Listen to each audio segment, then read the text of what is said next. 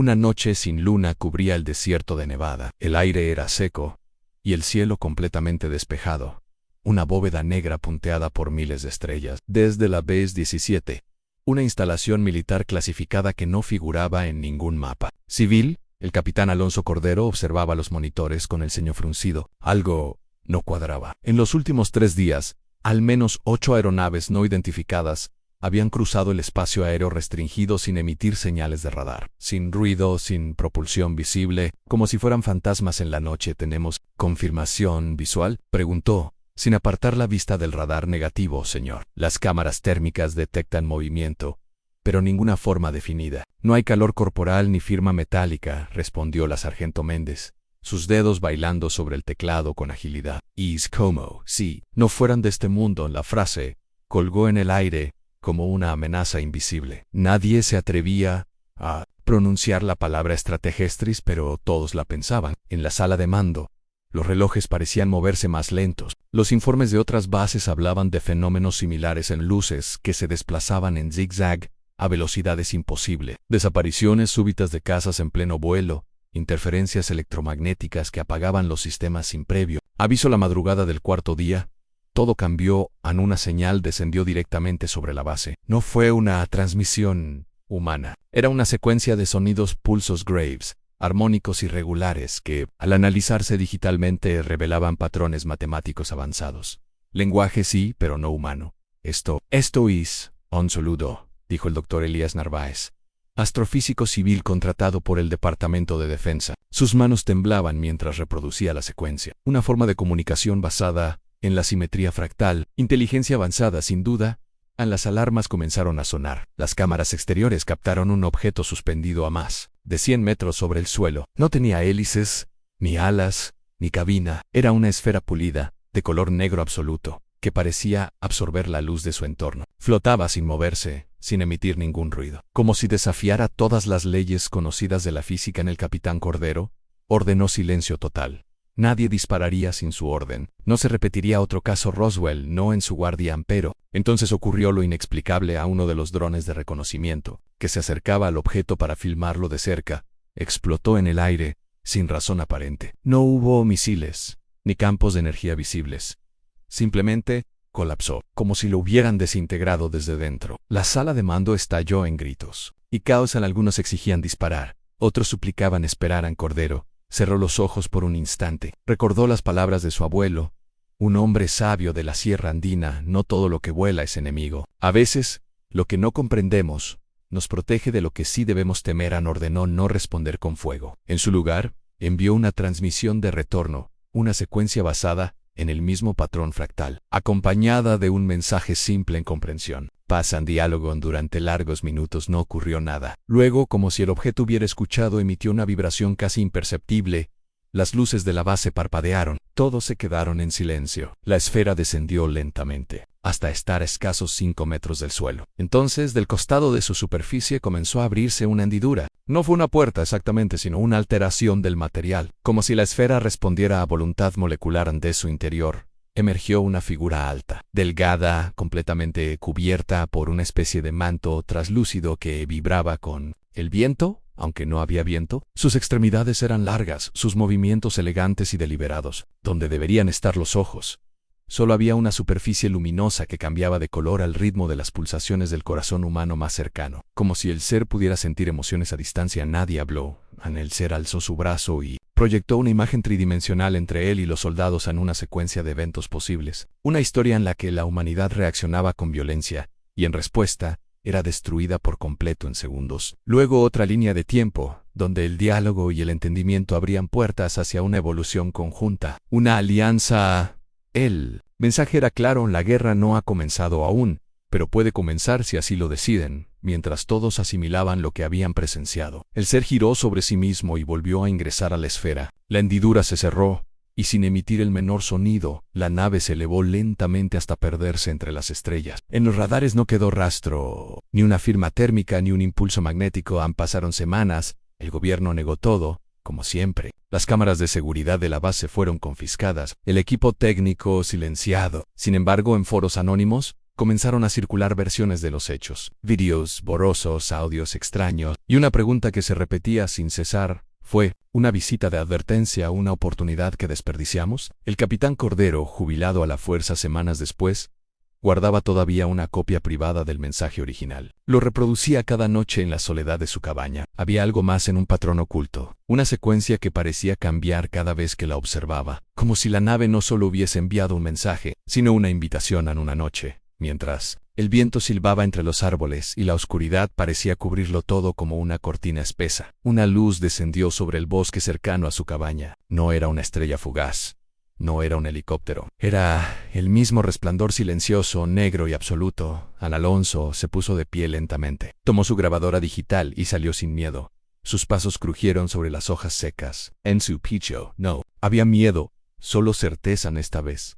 No venían a observar, venían a llevarlo. La luz no iluminaba el bosque como un foco ni como el reflejo de una linterna. Era un resplandor que parecía alterar la propia estructura del espacio, suavizando las sombras, haciendo que los árboles se volvieran translúcidos por segundos, como si su madera respirara. Alonso se acercaba lentamente, sin sentir el más mínimo rastro de temor. Algo dentro de él reconocía esa presencia, como si hubiese estado esperando ese momento toda su vida. El aire era denso, cargado de electricidad estática que erizaba la piel, pero no le molestaba. Al contrario, le resultaba familiar, casi acogedor. Al llegar al claro donde la luz se concentraba, vio de nuevo aquella esfera, idéntica a la que se había presentado sobre la base, suspendida a pocos metros del suelo, completamente silenciosa, absorbía la noche a su alrededor. Pero esta vez no vino sola. A su alrededor flotaban pequeñas estructuras, como esferas más pequeñas que vibraban emitiendo un zumbido grave, casi hipnótico. Parecían escanear el entorno, pero cuando Alonso entró en el radio de su energía, se detuvieron y lo rodearon con lentitud, como si lo saludaran. De repente una voz, no en el aire, sino en su mente, habló con claridad. No tenía acento, ni género, ni tono, pero era firme y serena. Tu mente está abierta. ¿Has comprendido el mensaje? Ana Alonso no respondió con palabras, porque sabía que no eran necesarias. Pensó, simplemente, en su decisión a no disparar. En la sala de mando, había tenido el poder de destruir, de comenzar una guerra, y eligió el silencio, la escucha, y ahora, esa elección parecía haberlo marcado como alguien diferente. Uno de los pocos capaces de entender antes de temer a la nave abrió su entrada. Esa misma distorsión en la superficie negra que no era una puerta, pero cumplía su función. Esta vez, Alonso no dudó, cruzó el umbral. Al hacerlo, sintió como si su cuerpo fuera escaneado capa por capa, pero sin dolor, sin incomodidad, solo una especie de desintegración amable, como si la materia reconociera su presencia y lo dejara pasar. En el interior, no tenía forma definida. No había paredes visibles ni suelo sólido, pero tampoco caía. Estaba Dopay, rodeado por una niebla azulada que parecía responder a sus pensamientos. Donde enfocaba su atención, la niebla se condensaba, formando imágenes, lugares, recuerdos, su infancia en los Andes, su primera misión como cadete, el momento en que eligió no disparar. La nave, de alguna forma, estaba hecha de memoria. Frente a él apareció una figura, no era igual a la que salió la vez anterior. Esta era más alta, más estilizada, con una estructura de luz en lugar de cuerpo. No tenía rostro, pero cuando se movía, Alonso podía sentir las emociones fluyendo en respeto, curiosidad, algo que se parecía mucho a la admiración. «Has sido elegido», dijo la voz en su mente, otra vez sin palabras pero con significado preciso, no como representante de tu especie sino como puente. En Alonso parpadeó. ¿Puente entre qué? Entre lo que son y lo que pueden ser. Entonces las paredes de niebla se disolvieron, y lo que apareció lo dejó sin aliento. No estaban en el bosque, ya no estaban en la tierra. Flotaban en el espacio, aunque no sentía frío ni presión. Solo frente a él, un campo de estrellas tan denso que parecía pintura viva. Planetas, lunas, anillos de gas, nebulosas en movimiento. Pero lo que más llamaba la atención era lo que estaba en el centro, una estructura colosal, un anillo del tamaño de una luna, girando lentamente alrededor de una esfera azul brillante. Esto es lo que viene, lo que podría ser su futuro. Si sobreviven a sí mismos, la estructura vibraba con una armonía compleja. ¿Era una estación? Sí, pero también algo más, en un punto de convergencia. Una biblioteca viva, una ciudad interestelar construida. No por una raza, sino por muchas. Cada parte del anillo mostraba una arquitectura diferente, con formas imposibles según las leyes de la Tierra. Algunas se doblaban sobre sí mismas, otras se expandían como organismos vivos, y otras parecían hechas de sonido solidificado. ¿Y si no sobrevivimos?, preguntó Alonso, esta vez en voz baja. Sabiendo que la pregunta llegaría, la figura luminosa se tornó más intensa. Entonces, no volveremos. No vendremos con fuego, ni con castigo. Simplemente nos retiraremos. La especie humana habrá fallado su prueba. Ana Alonso sintió un nudo en el pecho. No de miedo, sino de responsabilidad. El mensaje era claro, los observaban. Siempre lo habían hecho. Pero esta era la primera vez que intervenían, que mostraban una posibilidad. No para todos, solo para unos pocos, para quienes podían escuchar. Sin gritar, mirar, sin atacar. De pronto, un rayo de luz descendió sobre la figura luminosa y la envolvió. La nave entera vibró, y el espacio cambió. Ya no estaban frente al anillo. Ahora flotaban sobre la Tierra, pero no como él la conocía. Era una visión futura, una humanidad unida, sin fronteras, energía limpia, cielos despejados, océanos vivos, en el cielo otras esferas negras como la que lo trajo, compartiendo espacio con satélites humanos, no como invasores, sino como aliados. Pero luego, la imagen se distorsionó. El mismo planeta en otra línea temporal en llamas, cielos grises, ciudades destruidas, la atmósfera rota y la humanidad reducida a tribus que luchaban por recursos. No había esferas flotando. No quedaba nada. Tú decides qué línea continúa. No con armas, con ideas, con ejemplos. Con verdad la imagen desapareció. El suelo volvió a sentirse bajo sus pies. El bosque, otra vez, la esfera detrás de él se cerró sin ruido en segundos. Desapareció entre los árboles. Sin dejar rastro, Ana Alonso cayó de rodillas. El frío del suelo le recordó que estaba en casa, o al menos, en la casa que todavía era. Respiró profundamente, sabiendo que el mundo seguiría sin creer, que lo llamarían loco si contaba lo que había visto, que los gobiernos negarían todo, y que los medios seguirían entreteniendo con teorías de conspiración entero. También sabía que la elección ya estaba en marcha, no tenía tiempo que perder. El científico, de nombre Camilo Rivas, observaba las pantallas con una mezcla de asombro y terror. El patrón de los sonidos seguía una estructura compleja, como si fuera un idioma, pero no uno humano. Lo había estado analizando por semanas sin decirle nada a nadie. No quería que lo tomaran por loco. Pero después del ataque al Escuadrón Águila en el desierto de Nevada, se dio cuenta de que el tiempo de guardar secretos había terminado. En una sala subterránea del complejo militar secreto, conocido como Ala Sombra, un pequeño grupo de élite del gobierno estadounidense se reunía de emergencia. Allí estaban el general Mark Hastings, director de inteligencia táctica, la doctora Elena Morales, lingüista y criptógrafa, y Camilo, el astrofísico invitado a última hora. Una gigantesca pantalla proyectaba una animación de lo que parecía una flota entera de objetos no identificados, orbitando la Tierra, ocultos tras sombras gravitacionales y emisiones de plasma. No son meteoritos, dijo Camilo con voz firme. No son drones, ni satélites perdidos. Esto, señores, es tecnología no humana. El general Hastings frunció el ceño. ¿Está usted sugiriendo que hemos sido observados durante años y que ahora han decidido interactuar? O peor aún, actuar. La doctora Morales interrumpió, deslizando una serie de gráficos. Logramos decodificar parcialmente el patrón de los sonidos. Corresponden a una secuencia matemática compleja, parecida a los números primos, pero con modulaciones, que sugieren un código simbólico. No es solo comunicación, es advertencia. ¿Advertencia de qué?, preguntó el general. Cruzando los brazos, Camilo se giró hacia él. De que saben lo que hicimos, y no están contentos.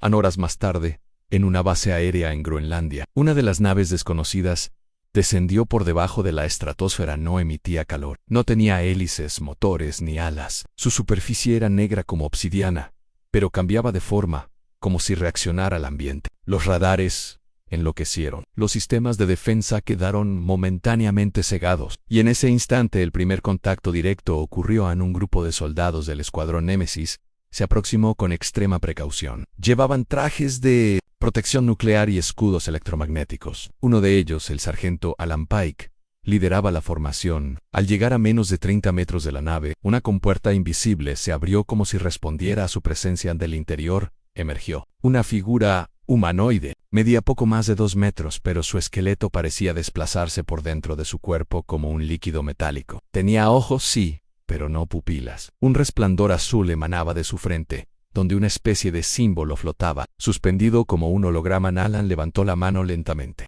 Aquí Escuadrón Némesis. No disparamos y no disparan. Repetimos. Buscamos comunicación. La figura inclinó la cabeza. Luego, con un movimiento casi imperceptible, extendió su mano. Y entonces todos los soldados escucharon la misma voz. En Sument, una voz que no tenía género, que no sonaba como palabras, sino como ideas, puras en la guerra. No fue nuestra elección. Ustedes activaron la señal, ustedes replicaron el arma dormida, ahora el ciclo debe cerrarse. Nadie entendió completamente lo que significaba. Pero sabían una cosa, no era una amenaza. Era Unveer DICTO. En Washington. El presidente fue despertado en mitad de la noche. Lo llevaron al búnker presidencial y le mostraron la transmisión en vivo. Su rostro se tensó al escuchar la voz de Alan describiendo el contacto. ¿Qué arma?, preguntó. Con la voz cargada de tensión, Camilo, que también estaba allí, se adelantó. Hace 5 años, un laboratorio privado vinculado al Pentágono experimentó con frecuencias cósmicas de origen desconocido, Lagrange Replicate, un pulso electromagnético que coincidía con un patrón hallado en el monolito de Tunguska. Fue una prueba no autorizada. No sabíamos que activaba algo. ¿Está usted diciendo que despertamos una especie de alarma intergaláctica?, dijo el presidente, incrédulo. No una alarma, corrigió Elena.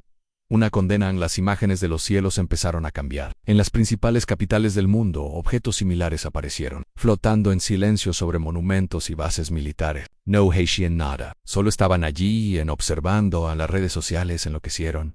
Unos hablaban del fin del mundo, otros de salvación. Las teorías de conspiración se multiplicaron. Algunos grupos religiosos comenzaron a organizar vigilias. Las bolsas colapsaron.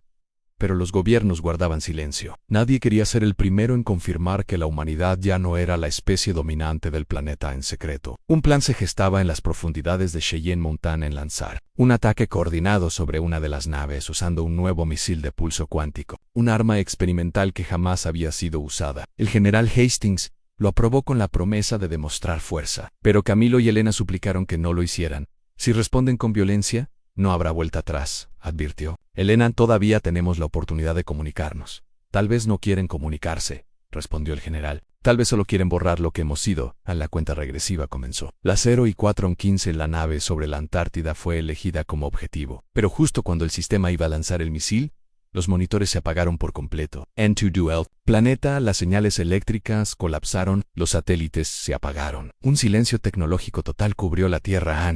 Y en ese silencio, todos los humanos, sin importar su idioma, escucharon lo mismo, al mismo tiempo. Una sola frase, grabada en el espacio mismo. Su historia ha sido escrita.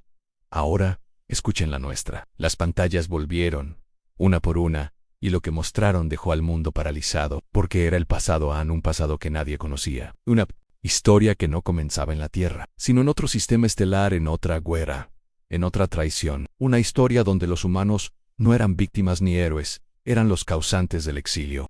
El tiempo, la criatura se elevó lentamente, no como si flotara, sino como si el aire mismo la rechazara. Un zumbido grave, de frecuencia casi imperceptible, comenzó a vibrar en el ambiente. El teniente Soria, quien se encontraba más cerca del fenómeno, sintió como su radio crepitaba sin control, emitiendo chirridos incomprensibles que parecían susurros en otro idioma. A pesar del entrenamiento y la frialdad con la que había enfrentado conflictos en Medio Oriente y África, nunca había sentido algo tan visceral como aquel instante. Una mezcla de terror primitivo y asombro absoluto. Desde el centro de mando, la comandante Roberta González observaba todo a través del dron aéreo. Sus labios se apretaron al ver cómo los soldados no reaccionaban con violencia, sino con parálisis. Aquello era una amenaza desconocida. Teo la orden, de protocolo, un código diseñado para anomalías extraterrestres que hasta entonces solo existía en simulaciones. Una de las criaturas, más pequeña y de color púrpura traslúcido, se acercó a una de las tanquetas. Colocó lo que parecía una extremidad tentacular sobre el blindaje metálico. En cuestión de segundos,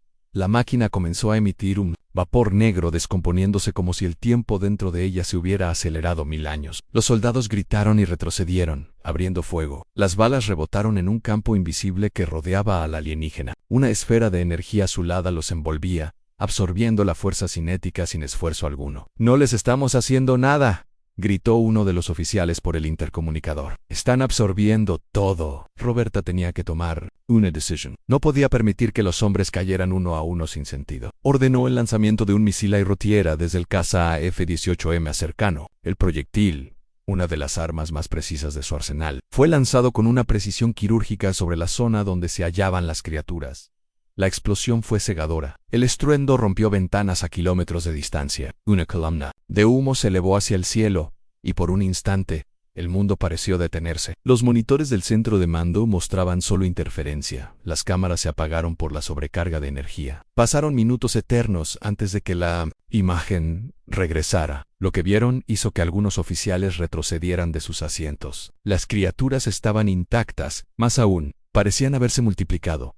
Donde antes había 3, ahora había al menos 8. Why no solo eso, parecían haber aprendido. Se movían con una coordinación casi militar, expandiéndose por el terreno. Uno de ellos emitía pulsos de luz desde lo que parecía su pecho, y cada pulso provocaba que el equipo electrónico del ejército quedara inutilizado. Esto no es solo una invasión, dijo Roberta en voz baja, más para sí misma que para su equipo. Están estudiándonos. En un laboratorio subterráneo del gobierno en Ávila, el doctor Jaime Alarcón, físico cuántico con décadas de experiencia, observaba los datos en su pantalla con creciente inquietud. Él había estado involucrado en proyectos secretos relacionados con señales cósmicas descifradas hace más de 20 años. Algunas de esas señales coincidían con los patrones electromagnéticos que las criaturas ahora emitían. Esto no es nuevo, susurró Jaime. Esto ya había pasado. Tomó su teléfono satelital y marcó un número clasificado. La voz al otro lado respondió al primer tono.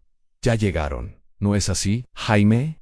Tragó saliva. Y no vienen solos. La historia se complicaba por momentos. El gobierno español decretó silencio total, pero las redes sociales ya bullían con teorías. Imágenes filtradas y videos borrosos que mostraban destellos azules, tanques destrozados y una figura humanoide flotando sobre una autopista. Mientras tanto, en el frente de batalla, el teniente Soria y su pelotón habían sido replegados por una orden urgente. Debían llegar a una zona rural en Galicia, donde se había registrado otro contacto. Al llegar encontraron una escena muy distinta. Un grupo de campesinos ancianos, sentados alrededor de una fogata, parecían en paz mientras una de las criaturas flotaba cerca de ellos, sin causar daño alguno. Uno de los ancianos, una mujer con el rostro surcado de arrugas y ojos brillantes, se levantó y se acercó a Soria hablaba en gallego, pero sus palabras eran suaves y claras. Non te des medo, non veñen destruir, veñen lembrar. Soria no comprendía del todo, pero un joven soldado tradujo: no tengan miedo.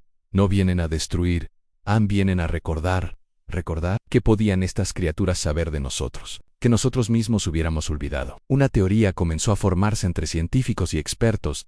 Tal vez estos seres no eran invasores sino observadores, arqueólogos cósmicos. ¿Y si habían estado aquí antes? ¿Y si la historia de la humanidad, los mitos, los dioses antiguos, los ángeles descritos en escrituras, eran interpretaciones humanas de visitas anteriores? Una hipótesis perturbadora. ¿Y si estos no eran visitantes sino retornados? El comportamiento de las entidades comenzaba a divergir según el lugar. En zonas de conflicto, reaccionaban con hostilidad defensiva. En regiones de paz o espiritualidad, como algunos templos antiguos o pueblos aislados, permanecían en silencio, emitiendo sonidos melódicos que alteraban el ambiente, haciendo crecer la vegetación, sanando animales heridos, provocando sueños vívidos en quienes dormían cerca. En Madrid, el gobierno había convocado una reunión de emergencia con representantes de la Organización de las Naciones Unidas, la OTAN, y varios países con experiencias similares en luces en el cielo en Canadá, desapariciones de equipo militar en el Ártico ruso y sonidos inexplicables detectados en radares australianos. Pero mientras los líderes debatían,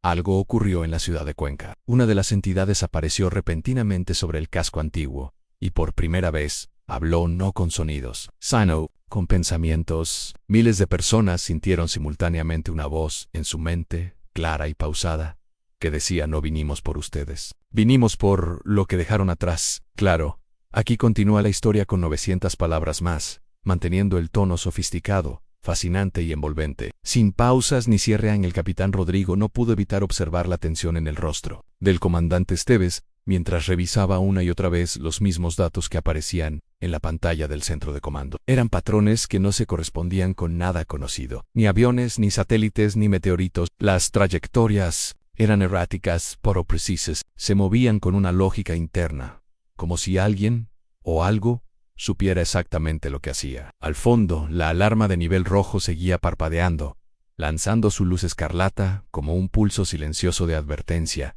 ¿Y si no son hostiles?, preguntó Rodrigo en voz baja, rompiendo momentáneamente el silencio de acero que reinaba en la sala. Esteves no contestó de inmediato. Sus ojos seguían clavados en el monitor, donde una esfera plateada se desplazaba sobre el océano Pacífico, a una velocidad imposible, dejando tras de sí una estela luminosa que parecía desafiar las leyes de la física. No tenemos forma de saberlo, murmuró al fin, pero el mundo no está preparado para otro 5 de noviembre. Rodrigo sintió un escalofrío. Todos recordaban esa fecha. El Daya NQ, según documentos aún clasificados, un escuadrón completo de cazas desapareció en el Atlántico tras interceptar un objeto que se desmaterializó frente a sus ojos. Las transmisiones se interrumpieron con un zumbido ensordecedor, y nunca más se encontró rastro de los pilotos. Mientras tanto, en un laboratorio subterráneo en Nevada, la doctora Elena Marín examinaba una muestra extraída de uno de los campos de aterrizaje descubiertos en la región de Atacama. Bajo el microscopio, el material tenía una estructura cristalina que no se asemejaba a nada terrestre. Se regeneraba, sí, literalmente se regeneraba, como si estuviera vivo. Al aplicarle calor, vibraba a una frecuencia que provocaba desajustes eléctricos en todo el laboratorio. 2 de sus asistentes habían renunciado tras sufrir convulsiones inexplicables al estar demasiado cerca de la muestra. Elena, sin embargo, estaba obsesionada. Ella había visto la grabación del accidente en Siberia, donde un equipo de geólogos fue encontrado completamente deshidratado, con las pupilas dilatadas, murmurando en idiomas que jamás aprendieron. Ella sabía que había una inteligencia superior detrás de todo esto. No era casualidad que los gobiernos más poderosos estuvieran movilizando unidades militares en las zonas calientes del planeta. Esa noche, una figura se presentó en su laboratorio sin previo aviso. Alto, vestido con traje oscuro, sin identificación visible. Solo mostró una placa con el sello de una agencia que Elena jamás había visto. Sus ojos, fríos y vacíos, se fijaron en ella como si la diseccionaran desde dentro. La muestra será trasladada a instalaciones más seguras, dijo el hombre sin pestañear. ¿Por órdenes de quién? De aquellos que conocen más de lo que usted debería. Antes de que pudiera protestar, 4 soldados entraron, tomaron la cápsula criogénica donde reposaba el fragmento y salieron con pasos coordinados, sin emitir una palabra. Helena se quedó sola en su laboratorio, con la sensación de haber sido despojada de algo mucho más grande que un descubrimiento científico. Mientras tanto, en un desierto al sur de Egipto, una patrulla militar interceptó una señal que no provenía de la Tierra. Era una frecuencia baja, modulada, que parecía transmitir coordenadas, pero al intentar descifrarlas, los operadores comenzaron a sangrar por los oídos. Uno de ellos se suicidó poco después, dejando una nota críptica. Ellos están en nuestras mentes. En Washington, un grupo secreto conocido como el Nexo se reunió en una sala sin ventanas. Entre sus miembros había expresidentes, magnates tecnológicos y líderes militares retirados. La agenda era simple en preparar el informe para el Proyecto Revelación. Según fuentes filtradas, el 70% de los avistamientos clasificados como ovnis en los últimos 30 años eran realmente de origen no humano. Pero lo más inquietante no eran las visitas, era el mensaje que algunos contactados afirmaban haber recibido. A nosotros los creamos. Su evolución no es natural. Las palabras de uno de los científicos anex-yantista del Instituto Roslin resonaban como un eco maldito en cada rincón de la sala. Si esto es cierto, entonces todo lo que entendemos sobre la humanidad es mentira. Nosotros no nacimos, fuimos diseñados. El presidente del Nexo, un hombre canoso con acento británico, se levantó con gravedad. Hay que decidir si se revela la verdad o si mantenemos al mundo en la ignorancia. Una verdad como esta podría colapsar todas las religiones, todas las instituciones, incluso la economía global. ¿Y si ellos ya están entre nosotros?, preguntó una mujer joven, representante del conglomerado de comunicaciones más grande del planeta.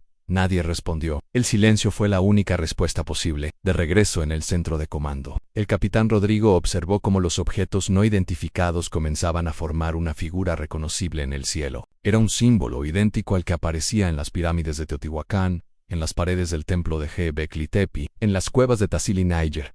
No puede ser una coincidencia, susurró Rodrigo esto es un mensaje. Los radares comenzaron a fallar uno a uno. La comunicación con los satélites se perdió. Los cielos sobre las principales capitales del mundo se oscurecieron por una niebla dorada, y millones de personas salieron de sus casas para mirar hacia arriba. Los niños señalaban, los ancianos lloraban. En todas partes, las transmisiones en vivo mostraban lo mismo en esferas brillantes suspendidas en el aire, moviéndose con gracia y sincronía, como si realizaran un ritual cósmico. Rodrigo recibió una orden directa a activar el protocolo de defensa global, y mientras su mano temblorosa se acercaba al panel de autorización, supo, en el fondo de su alma, que cualquier intento de atacar sería tan inútil como golpear una montaña con un alfiler, porque lo que se avecinaba no era una guerra, era una revelación. Los informes oficiales fueron archivados bajo el más alto nivel de confidencialidad. Neon General Ni un presidente, ni siquiera la prensa internacional pudo obtener acceso completo a los eventos ocurridos en las montañas de Nevada aquella noche. Sin embargo, quienes estuvieron ahí jamás volvieron a ser los mismos. El capitán Darío Ruiz, el único oficial condecorado que sobrevivió a la confrontación directa, desapareció misteriosamente 3 meses después del incidente. Se decía que había sido reasignado a un proyecto espacial ultra secreto, pero otros aseguran haberlo visto vagando por la Patagonia, con la mirada perdida, murmurando palabras en un idioma que nadie reconocía.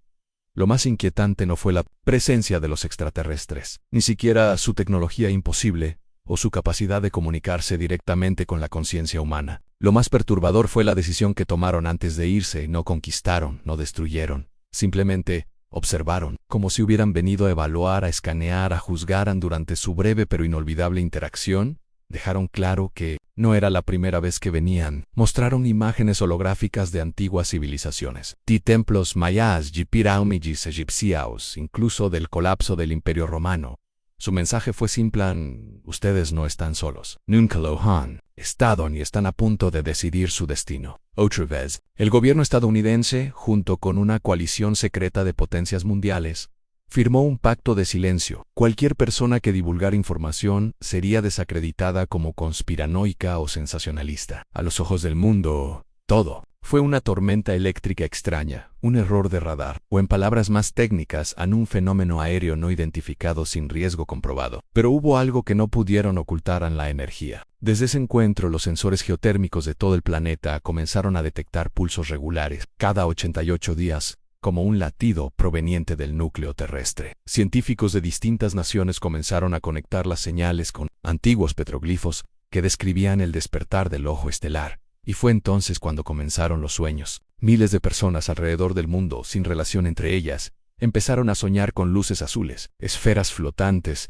y una figura humanoide de ojos plateados que decían: están listos. Su evolución depende de la decisión correcta. Algunos lo llamaron psicosis colectiva, otros llamado de conciencia. Pero para los que habían estado allí esa noche, no quedaban dudas. La cuenta regresiva había comenzado en un laboratorio subterráneo cerca de Montauk. El doctor Sara Valdivia, una lingüista que participó en la decodificación del lenguaje alienígena, descubrió que los símbolos repetidos en los sueños coincidían con un patrón binario que, al ser traducido, decían: última advertencia, unidad o extinción. La humanidad, por primera vez en siglos, se encontraba al borde de una encrucijada. Los conflictos políticos, las divisiones sociales, el daño ambiental, todo parecía formar parte de una evaluación más amplia. No era casualidad que los alienígenas se presentaran justo ahora. Era el momento de responder, no con armas, sino con sabiduría, empatía y un nuevo despertar colectivo. Los noticiarios lo ignoraron. Las redes sociales lo enterraron bajo memes, pero un pequeño grupo de personas en distintas partes del mundo,